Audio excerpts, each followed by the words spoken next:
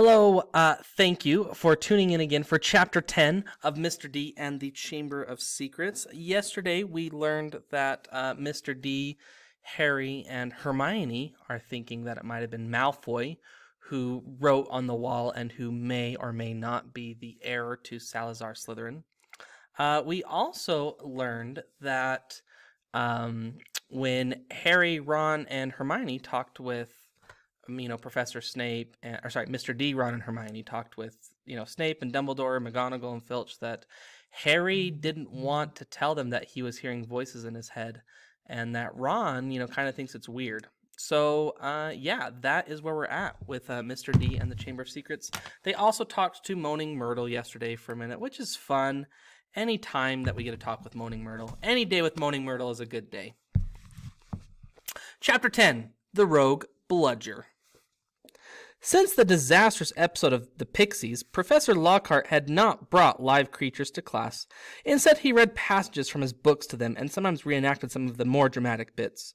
He usually picked Harry to help him with these reconstructions.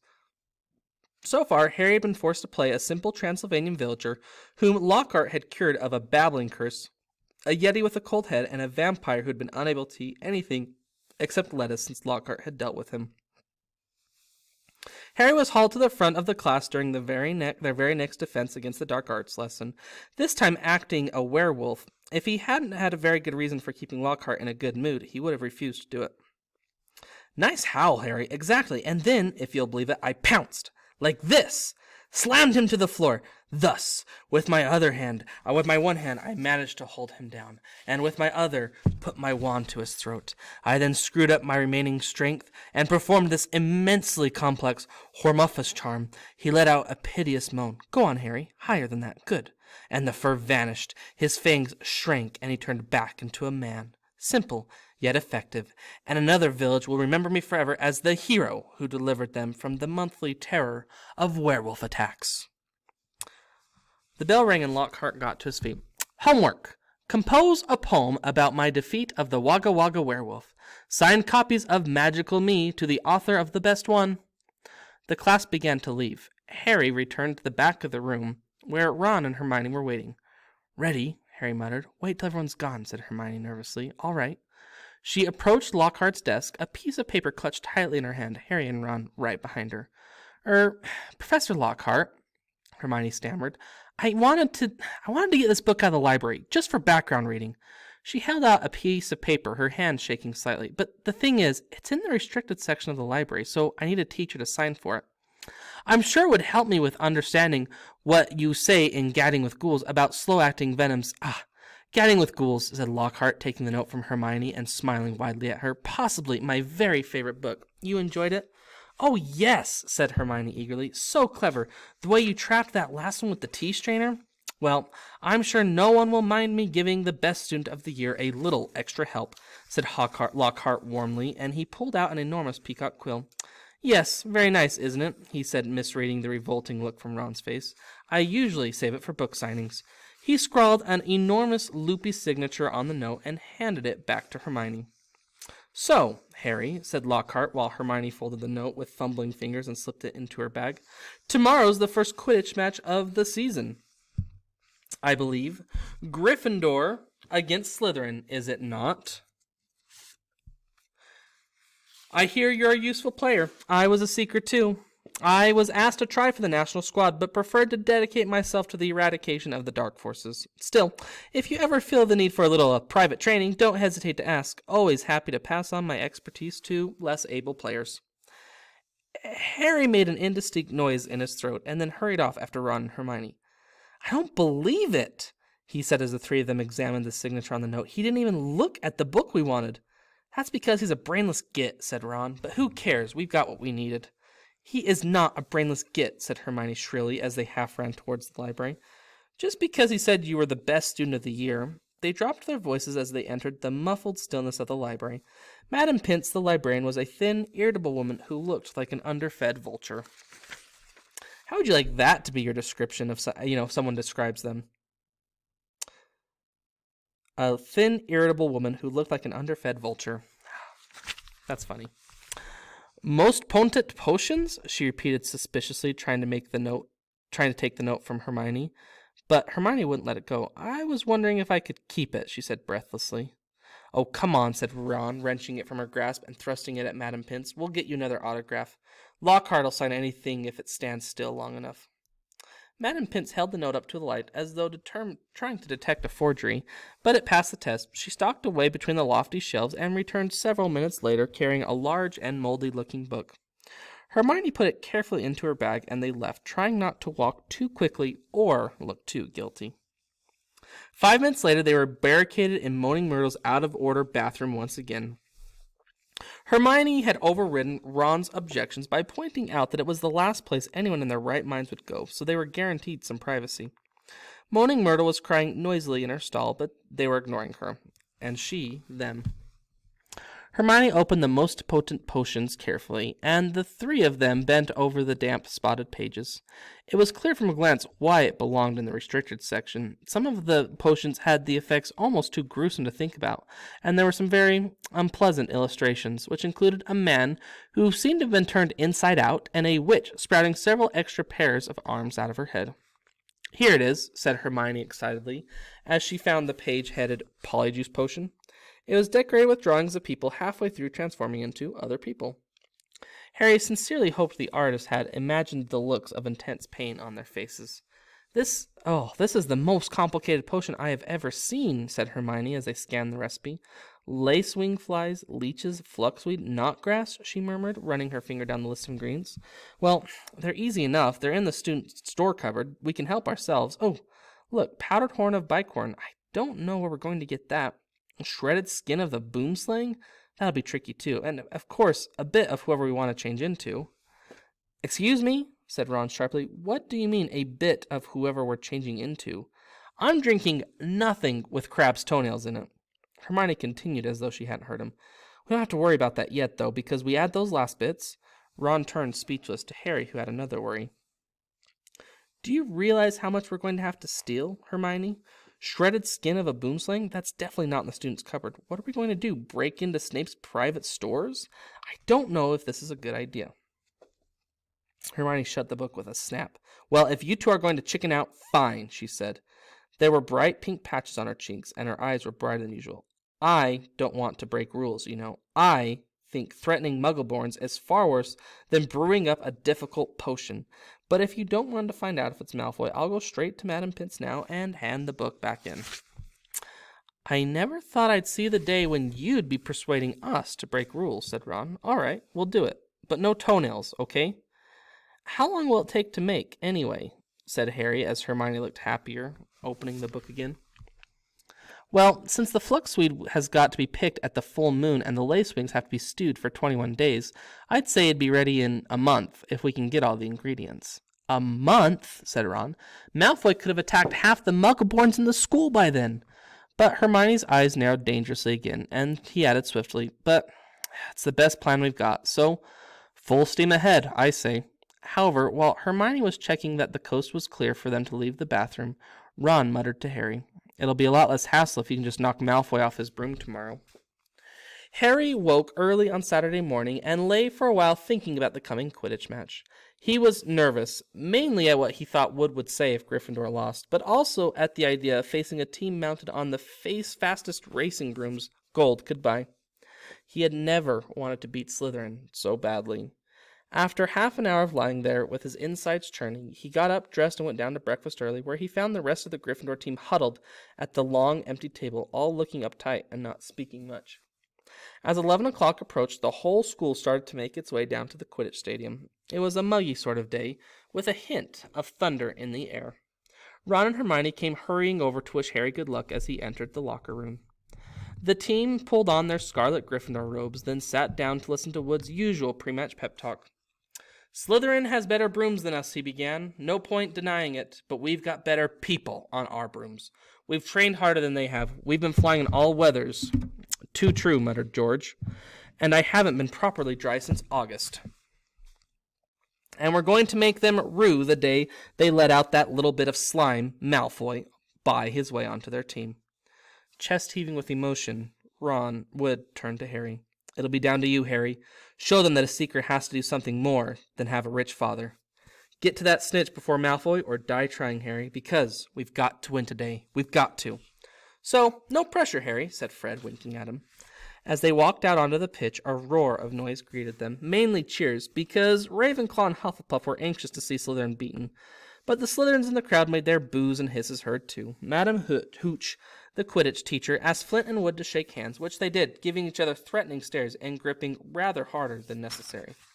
"All right, then, on my whistle," said Madam Hooch. 3, 2, 1. With a roar from the crowd to speed them upward, the 14 players rose toward the leaden sky. Harry flew higher than any of them, squinting for the snitch. "All right there, Scarhead," yelled Malfoy, shooting underneath him as though to show off the speed of his broom. Harry had no time to reply. At that very moment, a heavy black bludger came pelting towards him. He avoided it so narrowly that he felt it ruffle his hair as it passed. "Close one, Harry," said George, streaking past him with his club in hand, ready to knock the bludger back toward a Slytherin. Harry saw George give the bludger a powerful whack in the direction of Adrian Pusey, but the bludger changed direction in midair and shot straight for Harry again. Harry dropped quickly to avoid it, and George managed to hit it hard toward Malfoy. Once again, the bludger swerved like a boomerang and shot at Harry's head. Harry put on a burst of speed and zoomed toward the other end of the field. He could hear the bludger whistling along behind him. What was going on? Bludgers never concentrated on one player like this. It was their job to try and unseat as many people as possible. Fred Weasley was waiting for the bludger at the other end. Harry ducked as Fred swung the bludger with all his might. The bludger was knocked off course. "Gotcha!" Fred yelled happily. But he was wrong. As though it was magnetically attracted to Harry, the bludger pelted after him once more, and Harry was forced to fly off at full speed. It had started to rain. Harry felt heavy drops onto his face, splattering onto his glasses. He didn't have a clue what was going on in the rest of the game until he heard Lee Jordan, who was commentating, say, "Slytherin lead, 60 points to 0. The Slytherin's superior brooms were clearly doing their jobs, and meanwhile the mad bludger was doing all it could to knock Harry out of the air. Fred and George were now flying so close to him on either side that Harry could see nothing except their flailing arms and had no chance to look for the snitch, let alone catch it. "Someone's tampered with this bludger," Fred grunted, swinging at his bat with all his might as he launched a new attack on Harry. "We need a timeout," said George, trying to signal to Wood and stop the bludger from breaking Harry's nose at the same time. Wood had obviously gotten the message. Madam Hooch's whistle rang out, and Harry, Fred, and George dived for the ground, still trying to avoid the mad bludger. "What's going on?" said Wood as the Gryffindor team huddled together, while the Slytherins in the crowd jeered. "We're being flattened. Fred, George, where were you when that bludger stopped Angelina scoring?" "We were 20 feet above her, stopping the other bludger from murdering Harry, Oliver," said George angrily. "Someone's fixed it. It won't leave Harry alone. It hasn't gone for anyone else the whole game. The Slytherins must have done something to it." "But the bludgers have been locked in Madam Hooch's office since our last practice, and there was nothing wrong with them then," said Wood anxiously. But Madam Hooch was walking over toward them. Over her shoulder, Harry could see the Slytherin team jeering and pointing in his direction. "Listen," said Harry as she came nearer and nearer. "With you two flying around me all the time, the only way I'm going to catch the snitch is if it flies up my sleeve. Go back to the rest of the team and let me deal with the rogue one." "Don't be thick," said Fred. "It'll take your head off." Wood was looking from Harry to the Weasleys. "Oliver, this is insane," said Alicia Spinnet angrily. "You can't let Harry deal with this thing on his own. Let's ask for an inquiry." "If we stop now, we'll have to forfeit the match," said Harry. "And we're not losing to Slytherin just because of a crazy bludger. Come on, Oliver, tell them to leave me alone." "This is all your fault," George said angrily to Wood. "Get the snitch or die trying. What a stupid thing to tell him." Madam Hooch had joined them. "Ready to resume play?" she asked Wood. Wood looked determined. Wood looked at the determined look. Wow, looking at looks. Wood looked at the determined look on Harry's face, and then they both looked at each other. Wood looking at Harry and Harry looking at Wood. They looked and looked and looked and looked some more, both looking rather determined to look at each other's looking faces. "All right," he said. "Fred, George, you heard Harry. Leave him alone and let him deal with the bludger on his own." The rain was falling more heavily now. On Madam Hooch's whistle, Harry kicked hard high into the air and heard the telltale whoosh of the bludger right behind him. Higher and higher Harry climbed. He swooped and swooped and looped and spiraled and zigzagged and rolled.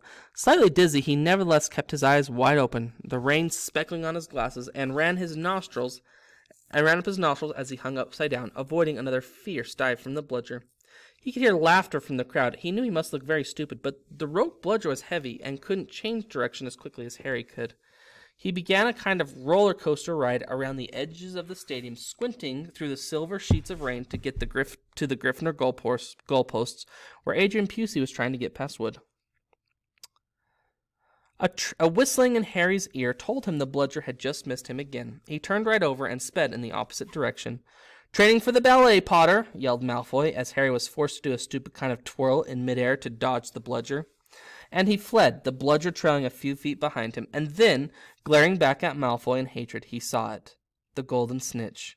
It was hovering inches above Malfoy's left ear, and Malfoy, busy laughing at Harry, hadn't seen it.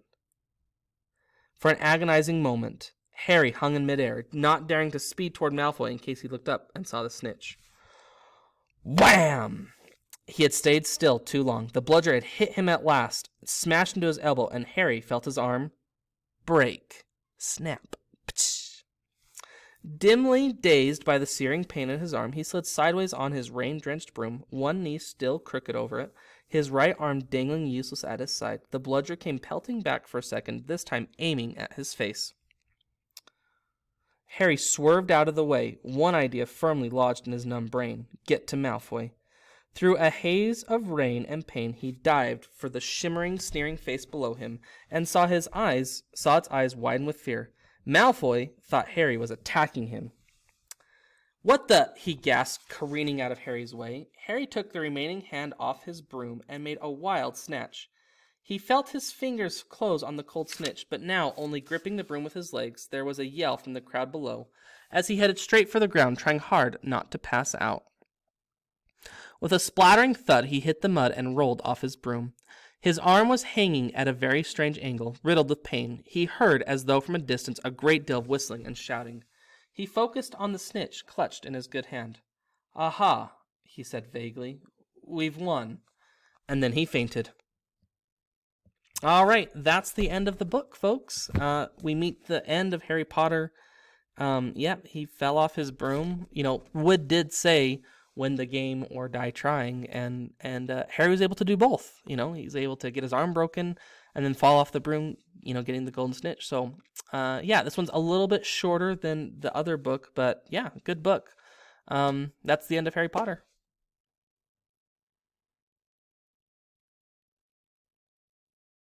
Ha ha. Ah ha ha. "Aha," he said vaguely. "We've won." And he fainted. He came around, rain falling on his face, still lying on the field, with someone leaning over him. He saw a glitter of teeth. "Oh no, not you," he moaned. "Doesn't know what he's saying," said Lockhart loudly to the anxious crowd of Gryffindors pressing past them. "Not to worry, Harry. I'm about to fix your arm." "No," said Harry. "I'll keep it like this. Thanks." He tried to sit up, but the pain was terrible. He heard a familiar clicking noise. "I don't want to follow this, Colin," he said loudly. "Lie back, Harry," said Lockhart soothingly. "It's a simple charm I've used countless times." "Why can't I just go to the hospital wing?" said Harry through clenched teeth. "He really should, Professor," said a muddy Wood, who couldn't help grinning even though his seeker was injured. "Great capture, Harry. Really spectacular. Your best yet, I'd say."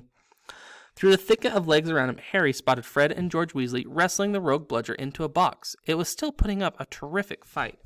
"Stand back," said Lockhart, who was rolling up his jade green sleeves. "No, don't," said Harry weakly. But Lockhart was twirling his wand, and a second later it directed it straight at Harry's arm. A strange and unpleasant sensation started at Harry's shoulder and spread all the way down to his fingertips. It felt as though his arm was being deflated. He didn't care to look at what was happening. He had shut his eyes, his face turning away from his arm, but his worst fears were realized as the people around him gasped, and Colin Cleevely began clicking wildly away with his camera. His arm didn't hurt anymore, nor did it feel remotely like an arm. "Ah," said Lockhart. "Yes, well, that can sometimes happen, but the point is, the bones are no longer broken. That's the thing to bear in mind. So, Harry, you just toddle on up to the hospital wing. Mr. Weasley, Miss Granger, would you escort him? And Madame Pomfrey will be able to, tidy you up a bit." As Harry got to his feet, he felt strangely lopsided. Taking a deep breath, he looked down at his right side. What he saw nearly made him pass out again. Poking out the end of his robes was what looked like a thick, flesh-colored rubber glove. He tried to move his fingers. Nothing happened. Lockhart hadn't mended Harry's bones. Lockhart had removed his bones. Madame Pomfrey wasn't at all pleased. "You should have come straight to me," she raged, holding the sad, limp remainder of what a half hour before had been a working arm. "I can mend bones in a second, but growing them back? You will be able to, won't you?" said Harry desperately. "I'll be able to, certainly, but it will be painful," said Madame Pomfrey grimly, throwing Harry a pair of pajamas. "You'll have to stay the night." Hermione waited outside the curtain drawn around Harry's bed, while Ron helped him into his pajamas. It took a while to stuff the rubbery, boneless arm down the sleeve. "How can you stick up for Lockhart now, Hermione, eh?" Ron called through the curtain as he pulled Harry's limp fingers through the cuff. If Harry had wanted a deboning, he would have asked. "Anyone can make a mistake," said Hermione, "and it doesn't hurt anymore. Now does it, Harry?" "No," said Harry, getting into bed, "but it doesn't do anything else either." As he swung himself onto the bed, his arm flapped pointlessly. Hermione and Madame Pomfrey came around the curtain. Madame Pomfrey was holding a large bottle of something called Skele-Gro. "Oof, you're in for a rough night," she said, pouring out a steaming beakerful and handing it to him. "Regrowing bones is nasty business." So was taking the Skele-Gro. It burned Harry's mouth and throat as it went down, making him cough and sputter. Still tut-tutting about dangerous sports and inept teachers, Madame Pomfrey retreated, leaving Ron and Hermione to help Harry gulp down some water. "We won, though," said Ron, a grin breaking across his face. "That was some catch you made. Malfoy's face. He looked ready to kill—" "I know. I want to know how he fixed that bludger," said Hermione darkly. "Well, we can add that to the list of questions we'll ask him when we've taken the Polyjuice potion," said Harry, sinking back into his pillows. "I hope it tastes better than this stuff." "If it's got bits of Slytherins in it, you've got to be joking," said Ron. The door to the hospital wing burst open at that moment. Filthy and soaking wet, the rest of the Gryffindor team had arrived to see Harry. "Unbelievable flying, Harry," said George. "I've just seen Marcus Flint yelling at Malfoy. Something about this having the snitch on top of his head and not noticing." Malfoy didn't seem too happy. They had brought cakes, sweets, and bottles of pumpkin juice. They gathered around Harry's bed and were just getting started on what promised to be a good party when Madame Pomfrey came storming over, shouting, "This boy needs rest. He's got 33 bones to regrow. Out! Out!" And Harry was left alone, with nothing to distract him from the stabbing pains in his limp arm. Hours and hours later, Harry woke quite suddenly in the pitch blackness and gave a small yelp of pain. His arm now felt full of large splinters. For a second, he thought that was what had woken him. Then, with a thrill of horror, he realized that someone was sponging his forehead in the dark. "Get off," he said loudly, and then, "Dobby?" The house elf's goggling tennis ball eyes were peering at Harry through the darkness. A single tear was running down his long pointed nose. "Harry Potter came back to school," he whispered miserably. "Dobby warned and warned Harry Potter. Ah, sir, why didn't you heed Dobby? Why didn't Harry Potter go back home when he missed the train?" Harry heaved himself up on his pillows and pushed Dobby's sponge away. "What are you doing here?" he said. "And how do you know I missed the train?" Dobby's lips trembled, and Harry was seized by a sudden suspicion. "It was you," he said slowly. "You stopped the barrier from letting us through." "Indeed, yes, sir," said Dobby, nodding his head vigorously, ears flapping. "Dobby hid and watched for Harry Potter and sealed the gateway, and then Dobby had to iron his hands afterward." He showed Harry 10 long bandaged fingers. "But Dobby did not care, sir, for he thought Harry Potter was safe, and never did Dobby dream that Harry Potter would get to school another way."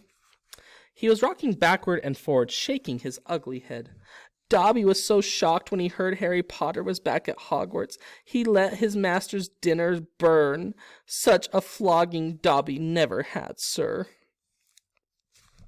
Harry slumped back into his pillows. "You nearly got Ron and me expelled," he said fiercely. "You'd better get lost before my bones come back, Dobby, or I might strangle you." Dobby smiled weakly. "Dobby is used to death threats, sir. Dobby gets them 5 times a day at home." He blew his nose on the corner of the filthy pillowcase he wore, looking so pathetic that Harry felt his anger ebb away in spite of himself. "Why do you wear that thing, Dobby?" he asked curiously. "This, sir," said Dobby, plucking at the pillowcase. "'Tis a mark of the house elf's enslavement, sir. Dobby can only be freed if his master presents him with clothes, sir. The family is careful to pass Dobby not to pass Dobby even a sock, sir, for then he would be free to leave their house forever. Dobby mopped his bulging eyes and said suddenly, Harry Potter must go home. Dobby thought his bludger would be enough to make... Your bludger? Said Harry angrily, anger rising once more. What do you mean, your bludger? You made that bludger try and kill me? Not kill you, sir. Never kill you, said Dobby, shocked. Dobby wants to save Harry Potter's life. Better sent home grievously injured than remain here, sir. Dobby only wanted Harry Potter hurt enough to be sent home. Oh, is that all? Said Harry angrily. I don't suppose you're going to tell me why you wanted to send me home in pieces.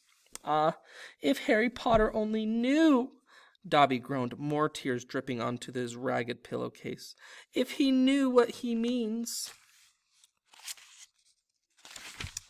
To us, the lowly, the enslaved, the dregs of the magical world, Dobby remembers how it was when he who must not be named was at the height of his powers. Sir, we house elves were treated like vermin, sir. Of course, Dobby is still treated like that, sir, he admitted, drying his face on the pillowcase. But mostly, sir, life has improved for my kind since you triumphed over he who must not be named. Harry Potter survived, and the Dark Lord's power was broken, and it was a new dawn, sir. And Harry Potter shone like a beacon of hope for those of us who thought the dark days would never end, sir. And now, at Hogwarts, terrible things are going to happen, and perhaps happening already, and Dobby cannot let Harry Potter stay here now that history is to repeat itself, now that the Chamber of Secrets is open once more. Dobby froze, horror-struck, then grabbed Harry's water jug from his bedside table and cracked it over his own head, toppling out of sight. A second later he crawled back onto the bed, cross-eyed, muttering, Bad Dobby, very bad Dobby. So there is a Chamber of Secrets, Harry whispered. And did you say it's been opened before? Tell me, Dobby. He seized the elf's bony wrist as Dobby's hand inched toward the water jug. But I'm not a Muggleborn. How can I be in danger from the chamber? Ah, sir, ask no more of poor Dobby, stammered the elf, his eyes huge in the dark.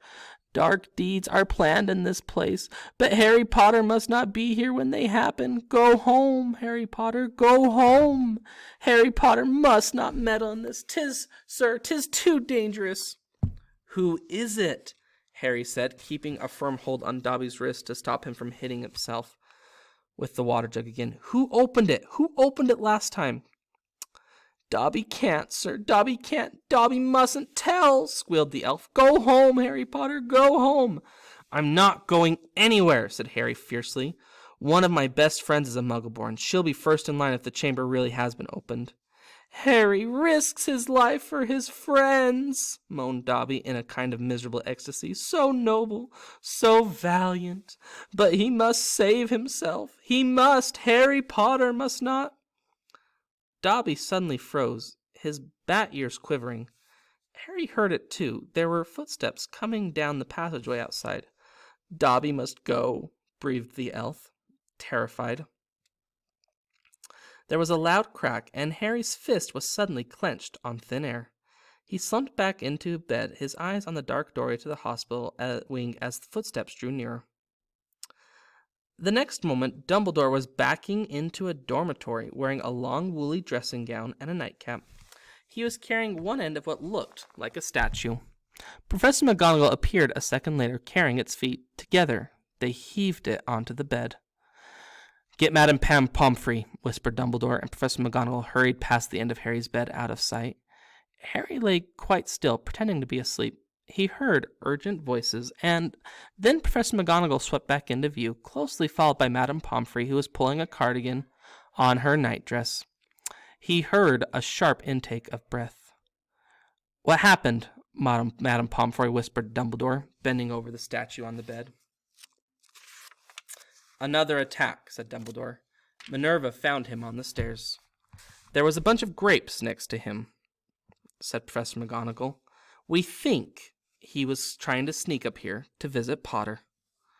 Harry's stomach gave a horrible lurch. Slowly and carefully, he raised himself a few inches so he could see the statue on the bed. A ray of moonlight across its staring face. Who is it? Who is it? Do you think it's Lockhart? It's not. You would be wrong. Do you think it's Ron? You would be wrong. Do you think it's Snape? You would be wrong. It was Colin Creevey. His eyes were wide and his hands were stuck up in front of him, holding his camera. Petrified, whispered Madame Pomfrey. Yes, said Professor McGonagall, but I shudder to think. If Albus hadn't been on the way downstairs for hot chocolate, who knows what might have been. The three of them stared down at Colin. Then Dumbledore leaned forward and wrenched the camera out of Colin's rigid grip. Do you think he managed to get a picture of his attacker? Said Professor McGonagall eagerly. Dumbledore didn't answer. He opened the back of the camera. Good gracious, said Madame Pomfrey. A jet of steam had hissed out of the camera. Harry, 3 beds away, caught the acrid smell of burnt plastic. Melted, said Madame Pomfrey, wondering. All melted. What does this mean, Albus? Professor McGonagall asked urgently. It means, said Professor Dumbledore, that the Chamber of Secrets is indeed open again. Madame Pomfrey clapped a hand to her mouth. Professor McGonagall stared at Dumbledore. But Albus, surely, who? The question is not who, said Dumbledore, his eyes on Colin. The question is how. And from what Harry could see of Professor McGonagall's shadowy face, she didn't understand this any better than he did. Woof! That is just petrifying. But petrifying. Too soon? Is that too soon of a joke for such a tragic thing? Well, great stuff happening in this chapter of Harry Potter. Thanks for listening. Have a great weekend. Remember to eat your vegetables. Say thanks to your parents. And, make sure to brush your teeth. Goodbye.